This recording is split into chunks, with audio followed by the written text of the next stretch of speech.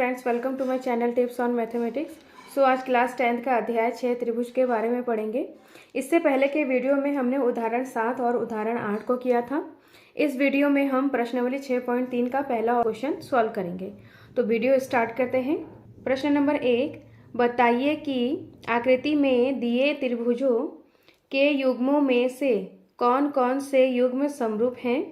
उस समरूपता कसौटी को लिखिए जिसका प्रयोग आपने उत्तर देने में किया है तथा साथ ही समरूप त्रिभुजों के सांकेतिक रूप में व्यक्त कीजिए। इन प्रश्नों को सॉल्व करने के लिए समरूपता कसौटी का उपयोग करना है। तो समरूपता कसौटी हमने पहले के वीडियो में प्रमेय 6.3, 6.4 और 6.5 जिसमें triple A, double A, triple side और साइड एंगल साइड को पढ़ चुके हैं। तो इन कसौटियों का प्रयोग करके हम क्वेश्चन को सॉल्व करेंगे। तो पहला क्वेश्चन है हमारा जिसमें हमारा ए बी सी त्रिभुज है, दूसरा त्रिभुज पी क्यू आर है। तो इसमें हमारा दिया है कोण ए बराबर 60 डिग्री, कोण बी बराबर 80 डिग्री, कोण सी बराबर 40 डिग्री।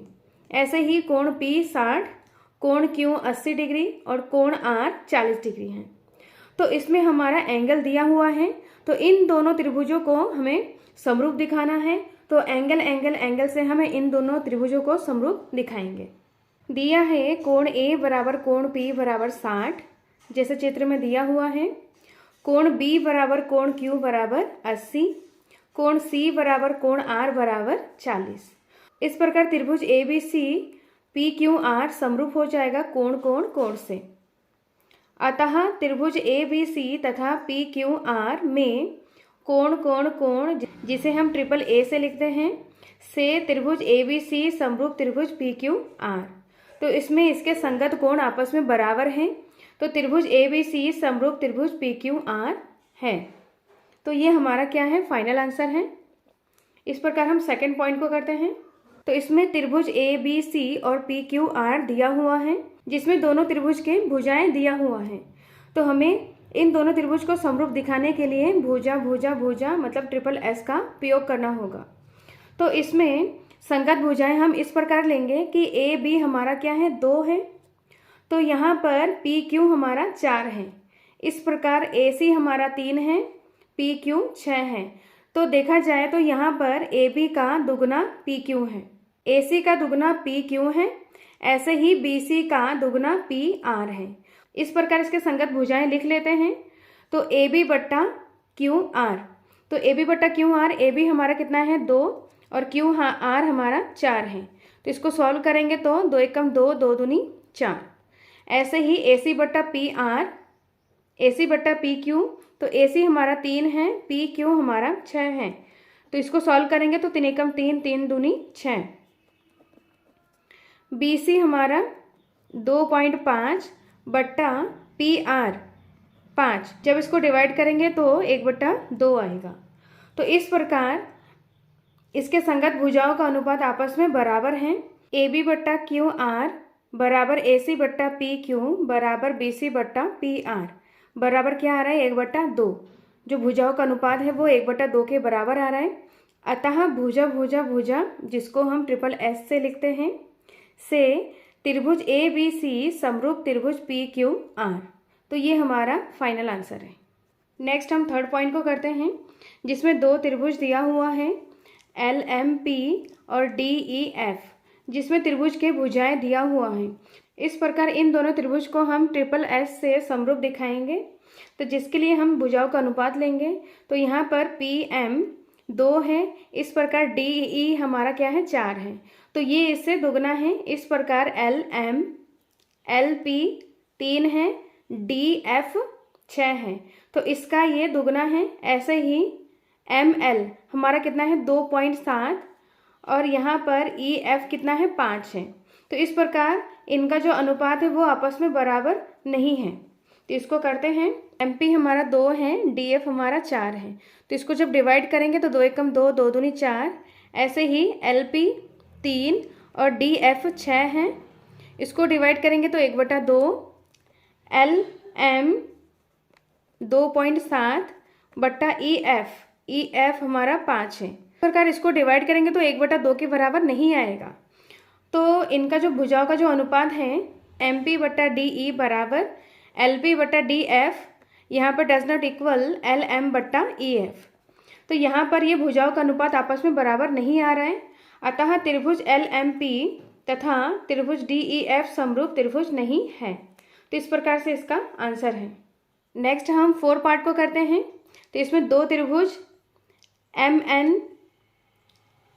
त्रिभुज LMN तथा PQR हैं। तो जिसमें 2 भुजाएं दिया हुआ है और एक कोण दिया हुआ है। इसमें भी हमारा 2 भुजा और एक कोण दिया हुआ है। तो इन दोनों त्रिभुज को हम साइड एंगल साइड से समरूप दिखाएंगे। तो जिसके लिए हमने अनुपात लिख लिया है। तो इस प्रकार इसका अनुपात MN 2.5 है। तो इसका दुगना हमारा PQ है। तो PQ हमारा कितना है 5 है। ऐसे ही ML कितना है 5, QR 10। तो इस प्रकार इसका दुगना यह है। तो इसको लिखते हैं MN हमारा 2.5, PQ 5। तो इसको डिवाइड करेंगे तो हमारा 1/2 आएगा। ऐसे ही ML 5/QR हमारा 10 है। तो इसको भी डिवाइड करेंगे तो 1/2 आ रहा है। तो इनका भुजाओं का जो अनुपात है वो आपस में बराबर आ रहा है, वो 1/2 आ रहा है। इस प्रकार MN बटा PQ बराबर ML बटा QR बराबर 1/2। तो जो भुजाओं का अनुपात है वो आपस में बराबर आ रहा है।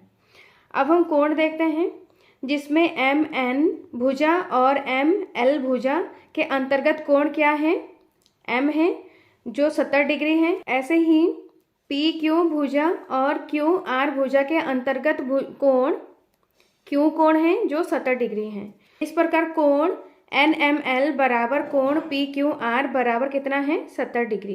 इसके अंतर्गत भुजाओं का जो अनुपात है वो आपस में बराबर है। अतः भुजा कोण भुजा साइड एंगल साइड से त्रिभुज LMN समरूप त्रिभुज PQR।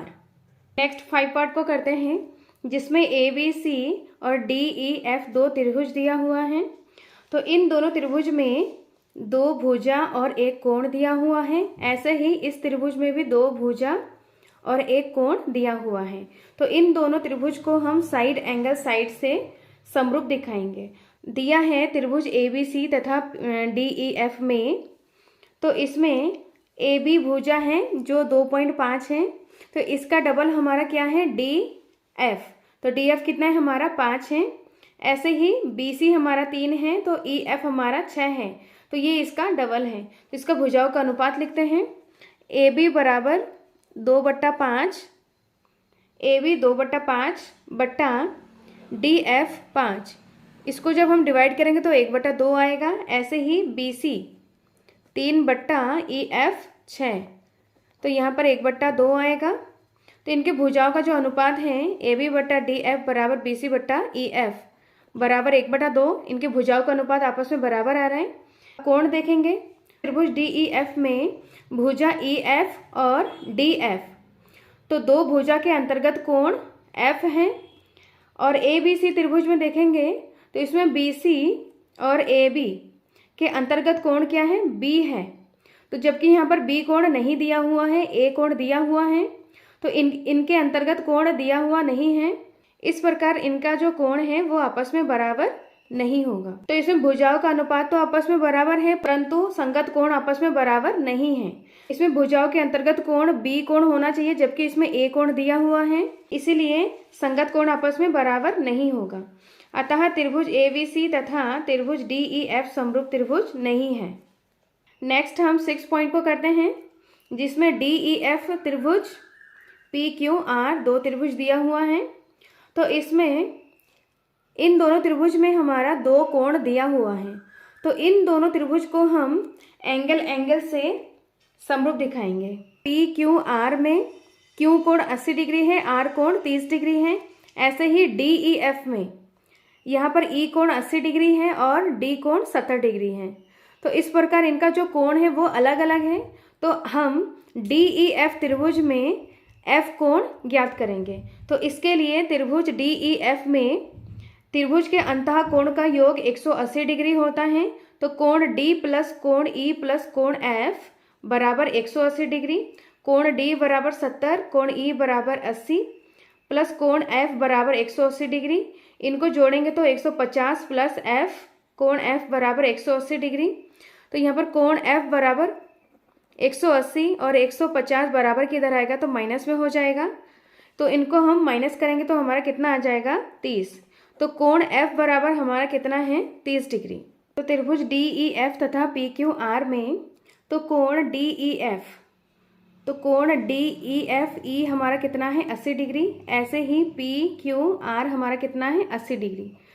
तो ये दोनों संगत कोण आपस में बराबर हैं। ऐसे ही कोण डी एफ ई 30 डिग्री है और पी आर क्यू 30 डिग्री है। तो ये संगत कोण आपस में बराबर हैं।